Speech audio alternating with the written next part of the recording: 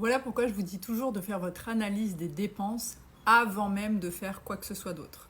L'analyse des dépenses va être le point de départ pour savoir où est parti votre argent le mois dernier et pour piloter votre argent ce mois-ci. Donc avant même de faire votre budget, avant même de vouloir l'optimiser, avant même de chercher des moyens d'augmenter vos revenus, faites l'exercice d'analyse des dépenses. Sans ça, vous partez d'un mauvais point de départ. Vous allez faire un budget, vous allez mettre des chiffres dedans. Ces chiffres sont peut-être pas réalistes, ils sont peut-être idéaux pour vous, mais en faisant l'analyse des dépenses du mois dernier et en la faisant correctement, je vous ai fait des vidéos sur comment faire une analyse des dépenses et c'est aussi un chapitre entier du e-book. Donc quand vous faites l'analyse des dépenses, vous allez avoir sous les yeux les chiffres réels.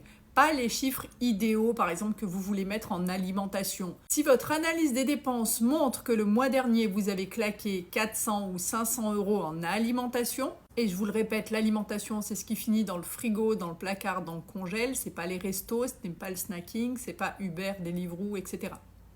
Si l'analyse des dépenses dit noir sur blanc que vous avez claqué 500 balles en alimentation, ce n'est pas réaliste de vouloir ce mois-ci vous mettre un budget alimentation à 300, à 350, même à 400. Donc partez de chiffres réalistes, pas d'une idée ou d'un idéal que vous voulez atteindre. Si vous faites ça, vous ne respecterez pas votre budget parce que les chiffres que vous aurez mis ne sont pas réalistes.